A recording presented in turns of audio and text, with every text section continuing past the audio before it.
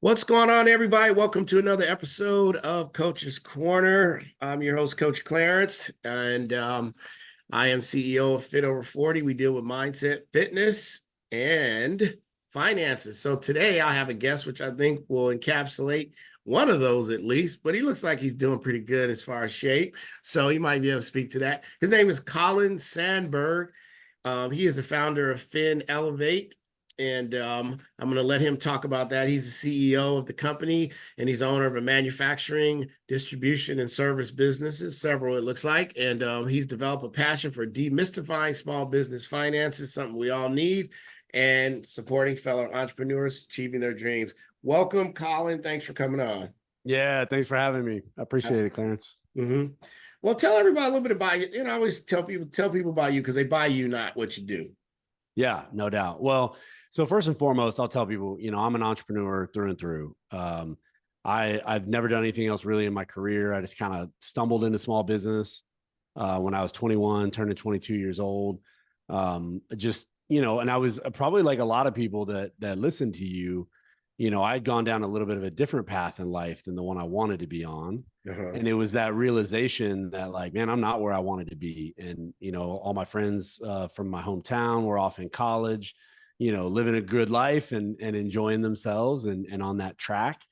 And I kind of stumbled out of the gates, with struggling a little bit in high school, hadn't taken care of myself, wasn't in shape, wasn't, the whole story, right? We know all this fits together, right? Your money, your mindset, your body, all part of one story. So as I realized, like, man, I got to get life, by the horns, and like, I've got to go where I want to go in life.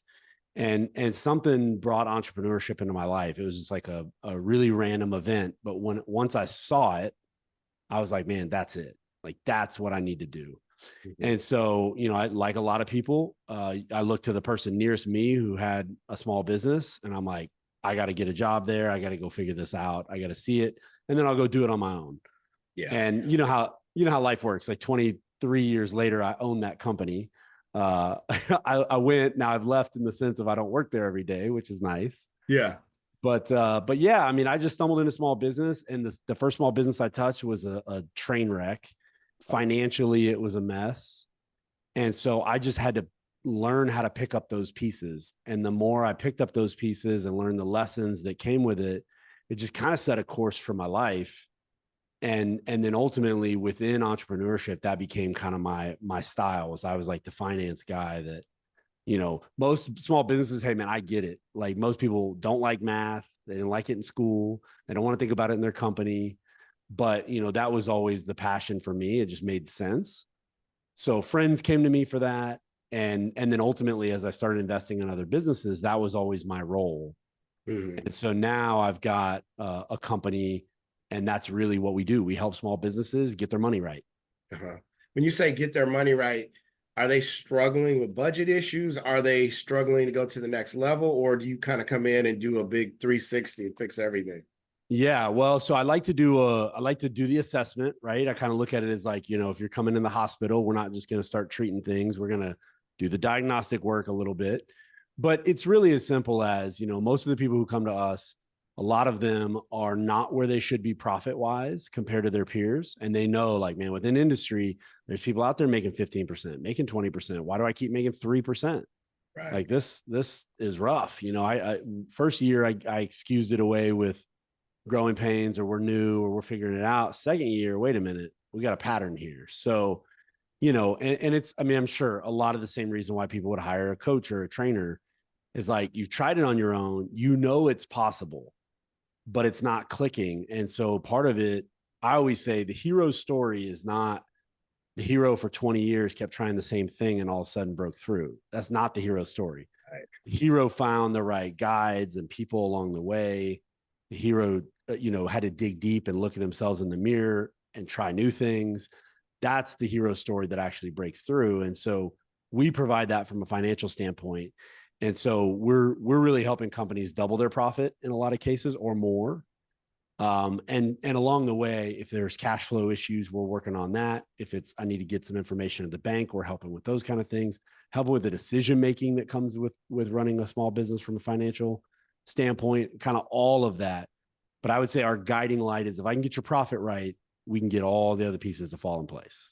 Uh-huh. So when did you first realize this was something you were good at? I mean, you don't just kind of stumble into this. How did you figure that out that it's something you wanted to do?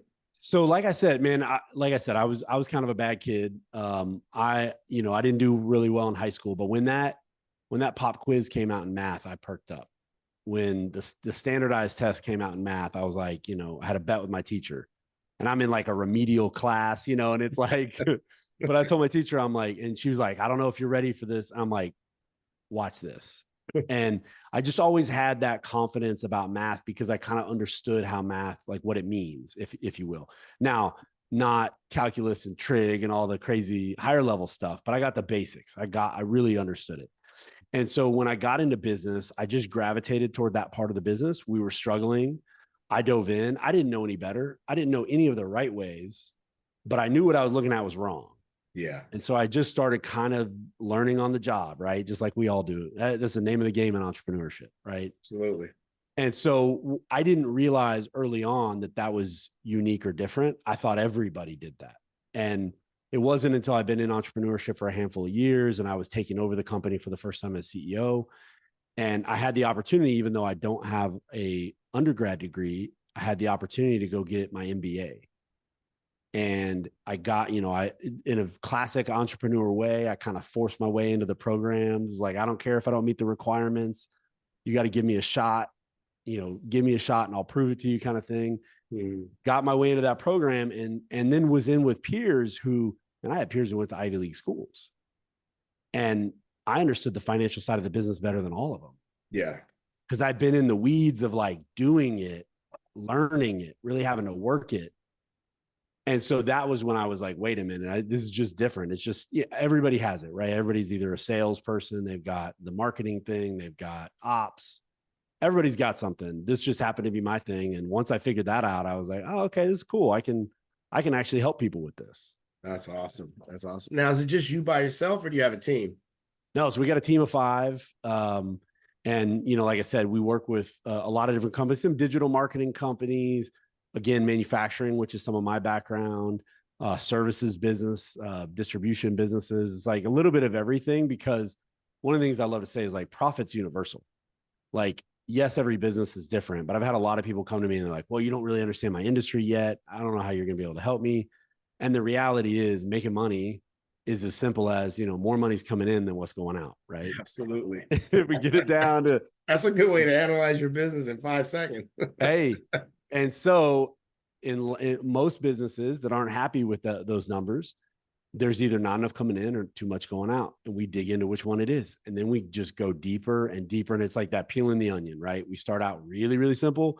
And then every layer we get a little deeper. And it's like, oh, wait a minute, the problem's in labor. Let's dig into labor. Let's get it broken down by department or by what the labor is accomplishing. Does it really need to be in-house or outsourced? Like, what are the options? Is there ways, tools and techniques to get the employees more effective? Like, we get in the weeds of it because that's the way I like to run a business. So I tell people, just for simplicity's sake, I'm like, hey, we're a fractional CFO. But I guarantee you're not going to have fractional CFO talking to you about better training programs to launch for your team to get more out of them. Like, that's the way we work. I mean, I'm hearing some vulnerability for the business owner to say, here's everything, take a look at it. Do you find some business owners struggle with that? Because I got to imagine being a business owner, you're proud of it. You don't want to admit when you're wrong. How do you get people to warm up to the idea that, hey, I'm not here to judge you. I need this information to make you better. Hey, man. Okay. So I'm going to tell you, and I don't care anybody listening. I don't care if we ever work together or not. The second part of your business life starts when you just say, screw it. I'm vulnerable. I don't know everything. Like, I just got it. So I talk about that. Like, I've been in a lot of mastermind groups and have a lot of peers and entrepreneurs. And the longer you're in this, the more it's like very hard to relate to other people because the pressures are different, the challenges, the wins are different, the losses are different. And one of the things I found is that if you get an entrepreneur who's progressed in their career and gotten past this hump, they're like, look, man, good, bad, and the ugly, here it is. I tried this and I felt like an idiot. It didn't work. And then I tried this and everybody said I was a genius. I knew I got lucky, but everybody else thought I was a genius, right? Like just laying it out there, because the reality is none of us are the perfect Swiss Army knife to solve all these problems. And so if I go around, and this is really common, especially on the financial side, is a lot of companies start, and when you don't have any employees yet, it's like, if I got money in the bank, I'm good. If I don't, I'm bad. And they take that same mentality up to $500,000 in revenue, $1 million in revenue, and all of a sudden it doesn't work anymore.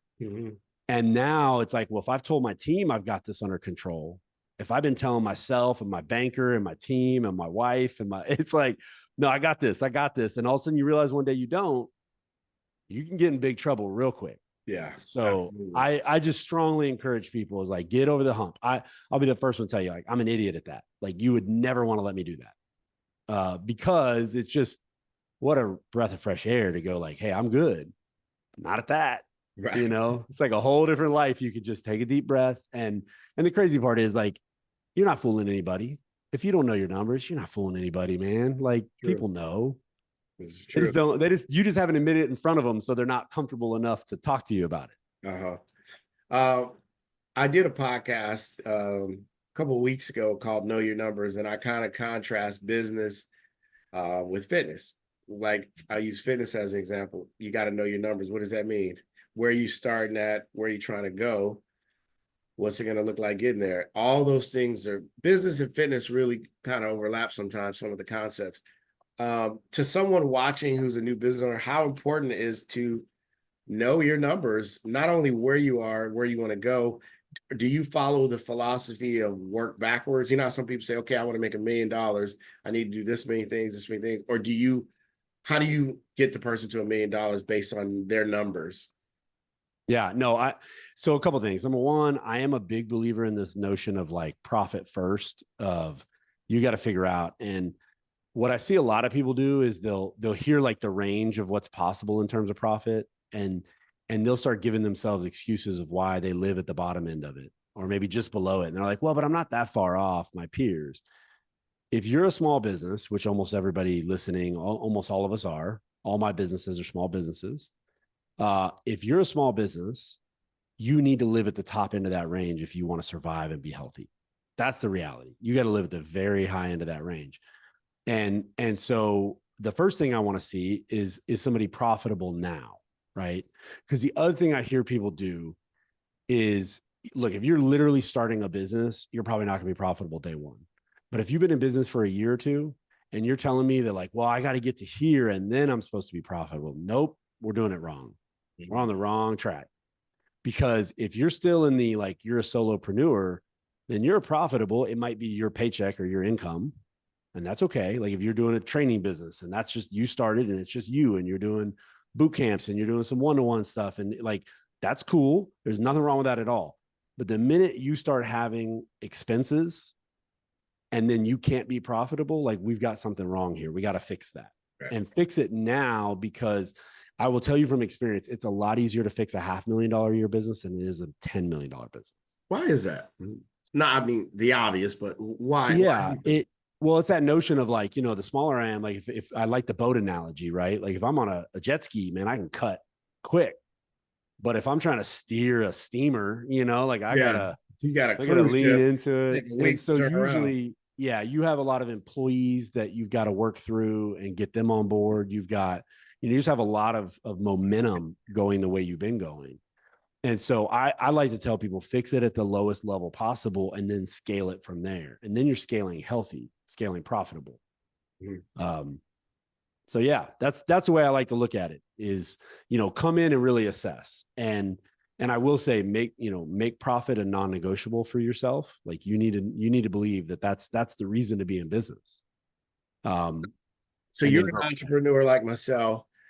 I talked recently about embracing the L's. I was telling some folks, I spoke at a youth conference, and they were like, what's the most important thing you can tell us? I go, embrace the losses and don't look at them as losses, learn from them. When you're an entrepreneur, you take a lot of L's, trying to figure things out. What's something you would tell a person who's thinking about starting a business? What's the first thing you would tell them to do? Well, I think we've already kind of touched on it, right? I think honestly that the key to entrepreneurship, the reason I've learned to love entrepreneurship, but the reason I think it's such a powerful thing, it's such a powerful experience in people's life, is that you have to embrace the L's, like you said, and you have to rebuild yourself to get where you want to go. Just like, I mean, I love how you tie the two together, right? That's why I wanted to come on the show. Is like, it really is like working on your numbers, working on your business is very similar to working on your body. Like, you can never fully win the game, but you never really lose the whole game unless you quit. Right. And so you got to keep. And so what I love about, entrepreneurship is once you kind of embrace that notion, is like, hey, the L's are the raw material for the future wins. Mm-hmm.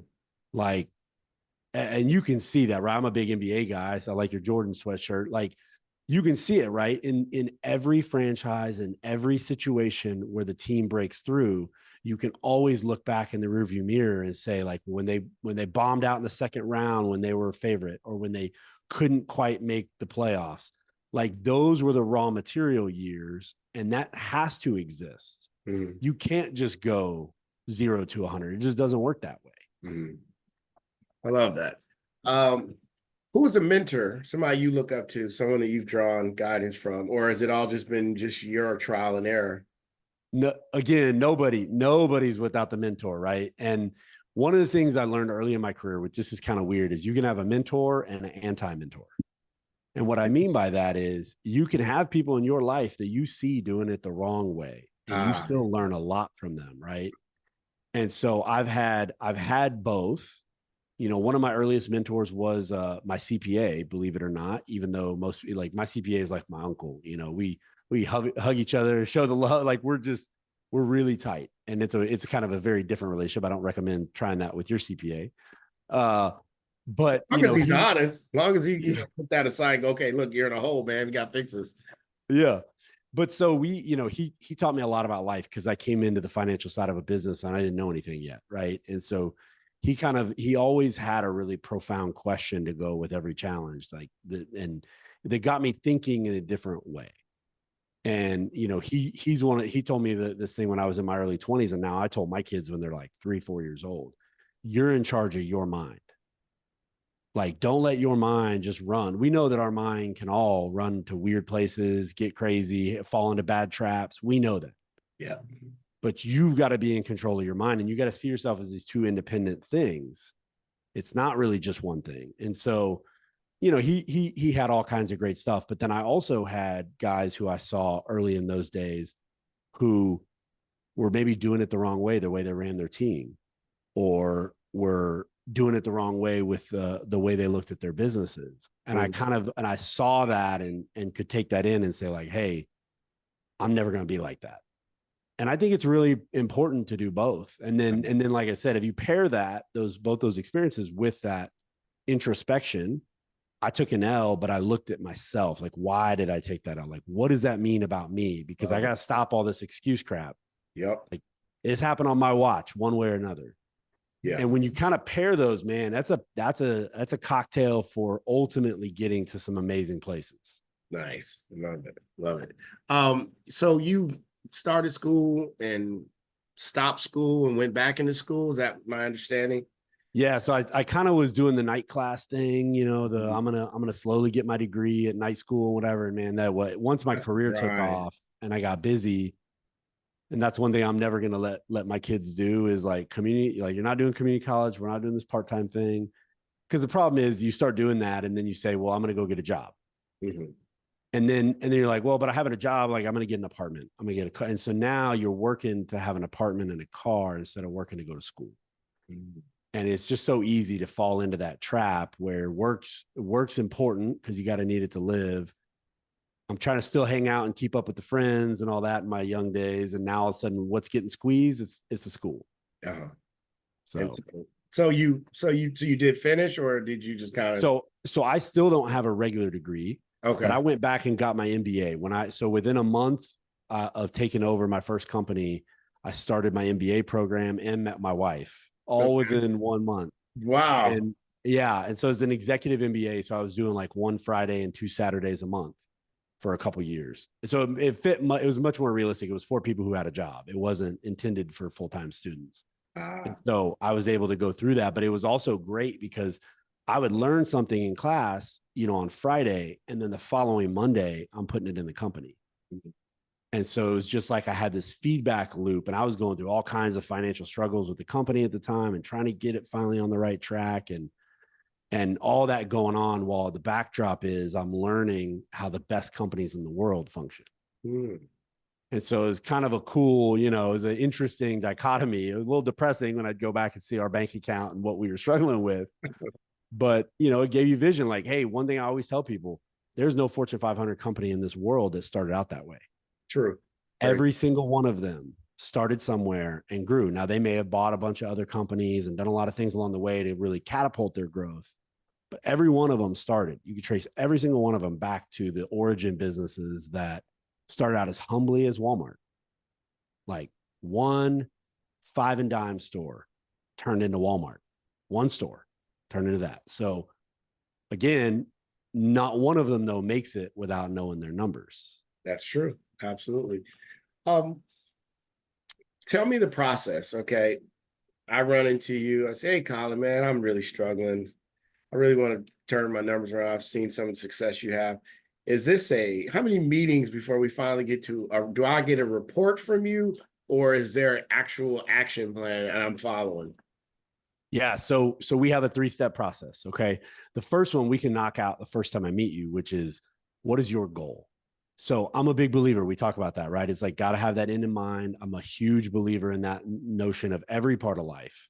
And so I'm sure for you, you got your goals for your show, you got your goals for your businesses, like everything has a goal. Yes. I need to understand your big picture goal as a business owner, because it's not really first and foremost about the business. The business is a vehicle to get you where you're trying to go.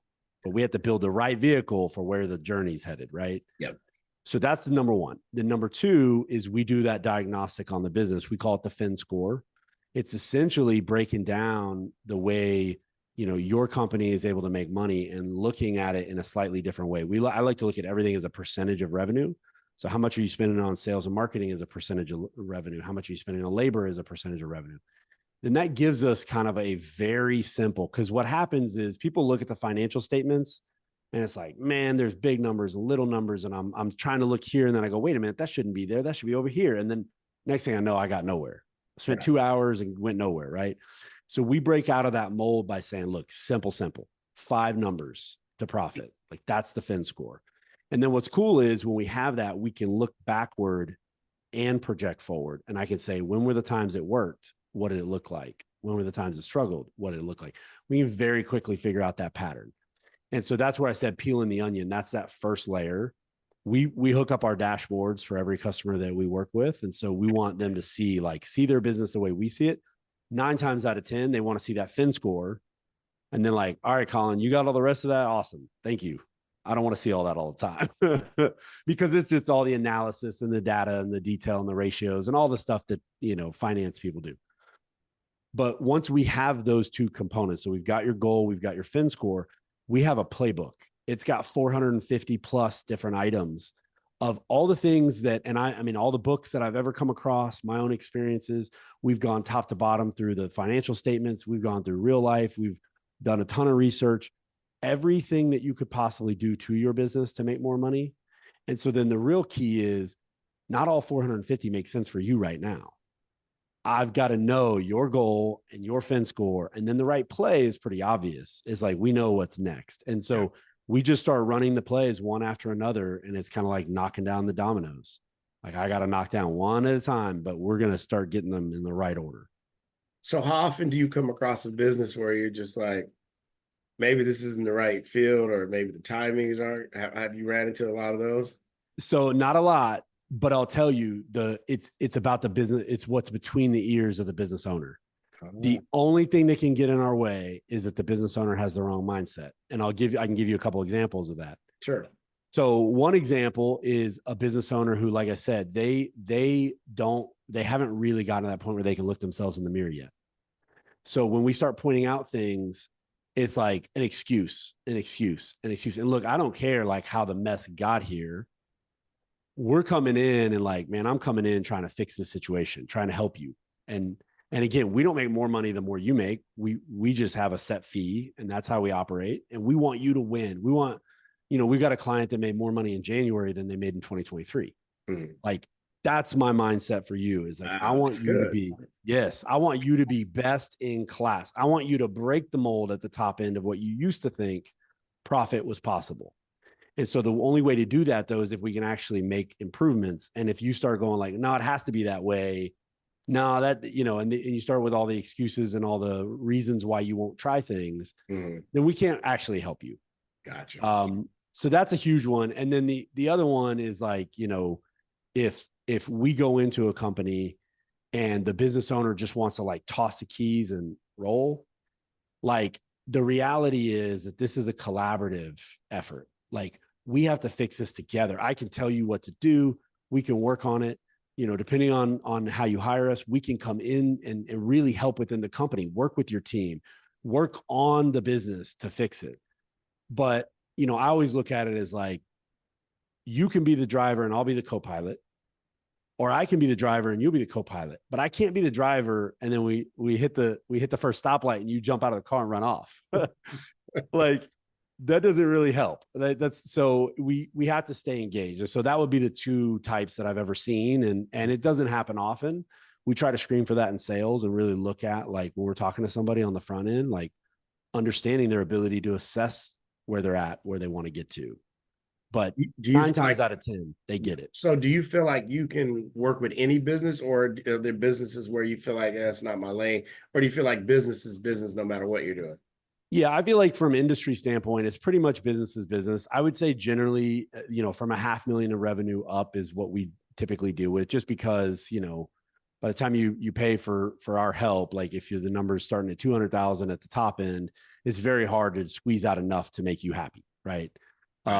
Now we do have, and this is kind of cool, we launched a Facebook group that we're doing that's just basically, keeping these other guys engaged, right? Giving people free tips, and we do a live stream every week. And so we have a way that we can kind of help people without it necessarily being us working with them. And there's no cost to that, that's totally free. But yeah, the idea would be anything above that. And then, we'll be, look, man, I'm a business owner first. Like, I'm not a CPA. I'm not a finance guy first. Like, I'm a business owner. So I'm very shoot you straight type of guy. If I see a business and I'm like, hey, I don't think this is the right fit. And we've done that. We've had a couple of people who they were looking for like some version of what we do or some portion of what we do. Like, we do our own dashboards, but if you're looking for a software development company, that's not really what we do. Right.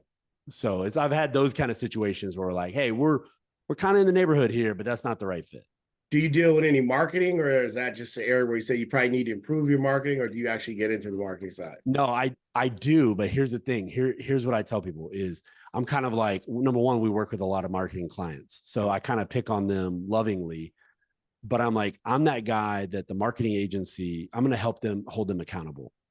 So in other words, I'm going to dig into, do we really have ROI on what's happening with your marketing?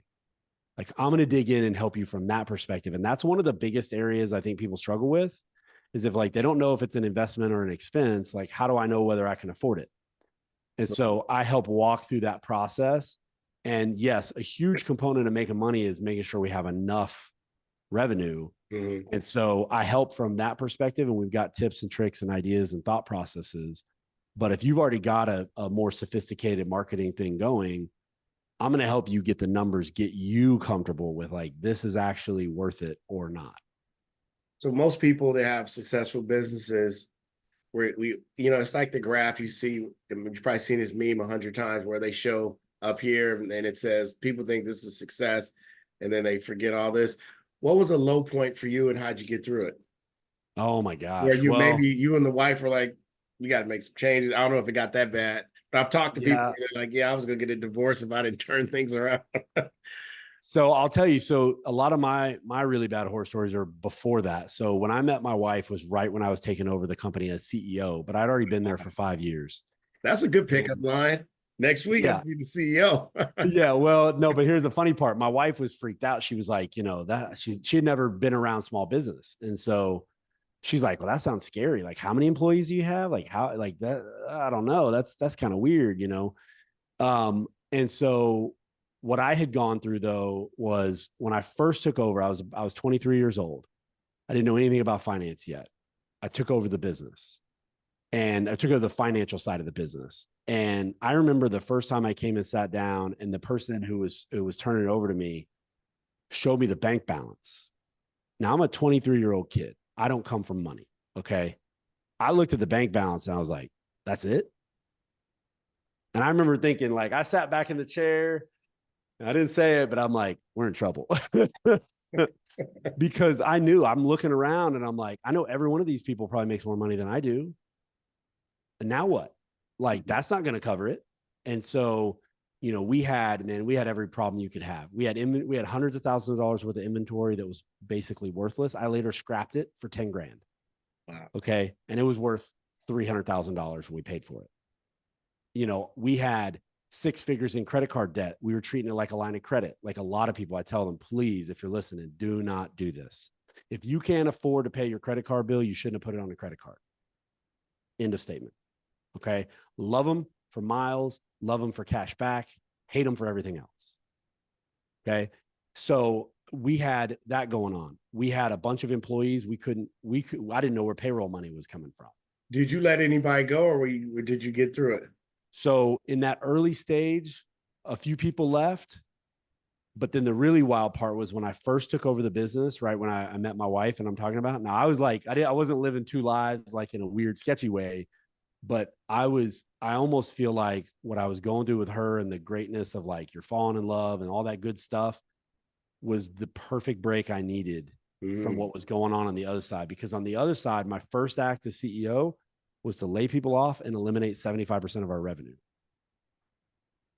And it How was was like, that at that young age? You're going into a meeting, you're affecting people's lives. What was that? Did you so stress over that? Or were you like, I hey, was 20. job? Yeah. So I was 22 when I came in the business. I was 26, about to turn 27 when I made that call. And no, you're absolutely right, man. I felt like I had learned a lot in 5 years, but there's not a lot that can prepare you for that. And one of the things I'm a big proponent of is get yourself a mastermind group, get yourself a peer group, friends, get people who want to get where you want to go. Right. It doesn't matter where they are. Some of you are going to be ahead, some of you are going to be behind, but all of you want a similar goal. That is priceless. And I had found that at a very young age, 23, 24, I got introduced in that world. And every one of those guys were twice my age or more, you know, and ladies were twice my age or more. Every one of them, I mean, I was at the back of the line in terms of where we were going, but they always helped paint that picture. And so once I got comfortable and I felt confident in that room, that they looked at me as an equal. I was learning, man. I was reading so many books. I was every day, dawn till dusk, and then beyond, right? I was like 7 days a week. Of course, back then I didn't have a family, didn't have all that, but it was all consuming. And so when I had to make that decision, you know, it was very hard because I had a true appreciation of like, these are people's lives. So I had to let people go. And I'm like, man, this is rough, man, because these people got a lot more deeper obligations than I do. Yeah. But were you able to bring anybody back? Did you ever like look at somebody and say, hey, hang tight, let me just get some stuff together and I'll get you back? Yeah, I did actually. We had a couple people who came back later and you know, we gave them, I mean, I try to give people a heads up like, hey, this is what's coming, this is what's going to happen. If you need off in the day, if you want to go interview somewhere, if you need a letter of recommendation, like, but I got to tell you, like, we get to this point, like it's going to change and it's probably going to be pretty negative.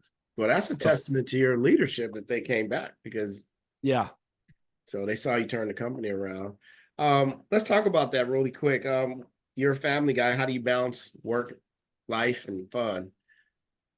Man, so I people make fun of me, but I'm a big fan of my mother-in-law. So I got to that's an unusual I got to send her this clip.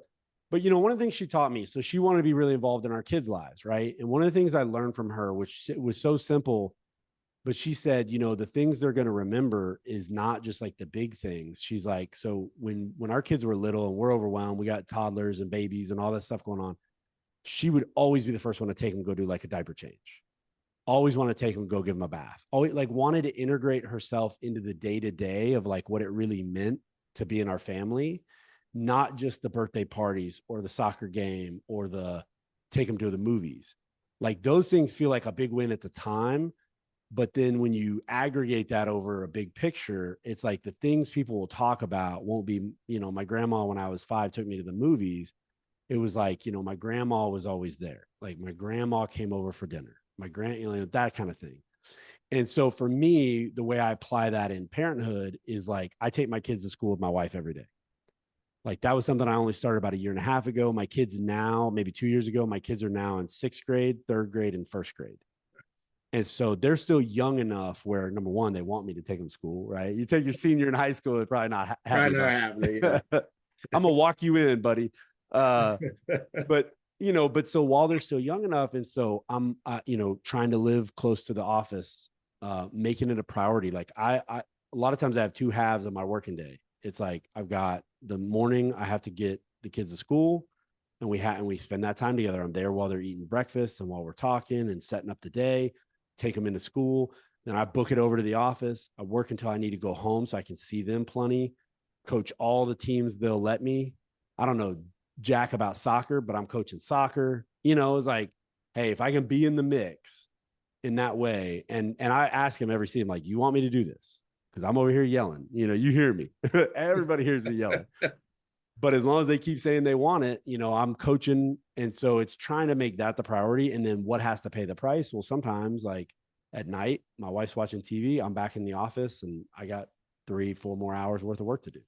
Like that's just what it means. So that's the big thing. I don't have any other hobbies. I feel like someday maybe I'll golf again. I was never good. So I'm not hurting anything by waiting. But it's like while my kids are little enough, that's got to be the number one thing. So you got some solid foundation stuff, family. Is there any spiritual or religious backing that supports all that? Or is it just, hey, this is how I live? Yeah. So I would say we dabble a little bit. We don't go to church regularly. So, that's something that we've kind of figured out how to fit back into our life on a more ongoing basis. But we've got a church that we really enjoy. We go for the big holidays. I hate to be those people, but we're there on Christmas, there on Easter, that kind of thing. All right. So if there's a business that's watching you, what do you want them to take away from the conversation today? What is the biggest point? Right now, we've got an election coming up. We got people struggling. There's all kinds of different things. What do you want them to, when they think of Colin Sandburg, what do you want them to think? Oh man, I love that. Well, we didn't really touch on this too much, but I'll tell you, one of the reasons I love entrepreneurship is you have to work yourself up that food chain toward entrepreneurship. And to me, being a day-to-day employee who's getting paid hourly or salary, that's one level. How can I get at-risk pay? A lot of people are scared of commission or at-risk pay, but it's a step up because you're putting your own skin in the game now. And then maybe being that solopreneur, doing your side hustle, whatever that looks like for you, that's another step up. And all of that is building toward the day where you can potentially try and own a company, run a company. And at every one of those levels, there's a million things that could go wrong, and you got to figure out how to own every one of them. And that's where the growth comes. And so that, to me, like for what I want for my kids is I don't care if they do, own a business or they want to go. My son now says he wants to work for NASA. Who knows? That sounds cool, but who knows? But what I tell him is I'm like, if you don't have to work for your money with your job. In other words, like that's what happened to my dad. My dad was 50 years old. He put everything into this career and he chased the money at every turn. And at 50 years old, they said, sorry, buddy, you're out. And his life was devastated. I mean, I saw him go through the worst decade of his life was like his 50s. I don't want that. And so I believe now better than ever, there's ways to do a side hustle. There's ways to start to diversify your income and get outside of this. Like every egg I have is in this one basket. So that for me is the ultimate thing. And that's part of what I love entrepreneurship. I mean, I'm not a believer that like, oh, if you've got merit and you're trying hard enough, you're going to be rich. Like there are people who, man, the deck is stacked hard against them. Yes, sir. I believe that 100%. Yes. but I believe we can all make the most out of the opportunities we have. So it's Yeah, like, you can't control the opportunities you have, but make the most out of them. that's true. I love that. I love the work ethic, the family thing, the strength of it all. That's really impressive.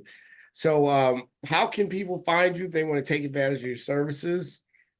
Yeah. So the easiest way is, like I said, we have a Facebook group now on Facebook for anybody who's on there. It's called What Profit Playbook.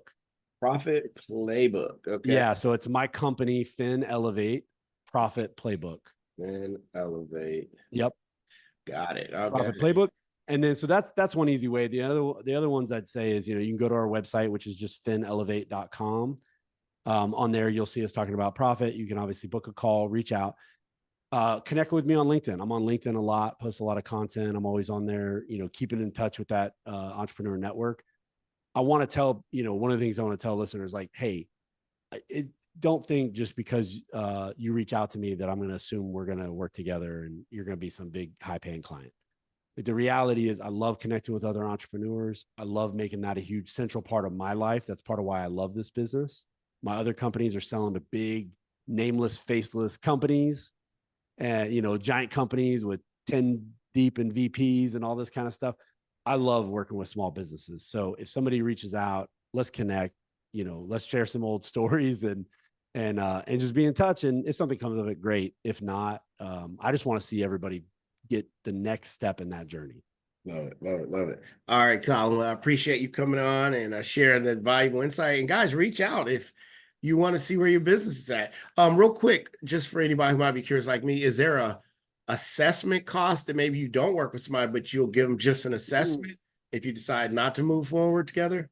Yeah, that's a really good question. So yeah, I'll do that. If somebody's listening and they reach out, and say that this is where they heard of it, let's talk. I'll give you a crazy low number. We'll hook it up. We'll see what it says, and we'll go from there. All right, I love it. All right, everybody. Colin Sandburg.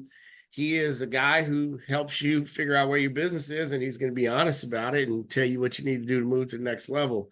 Kind of what most of us do who are coaches. We tell people what they sometimes don't want to hear, but need to hear, especially if you really want to move forward in life. All right, guys, this is another episode of Coach's Corner, and we'll see you next time. Okay, let me, all right.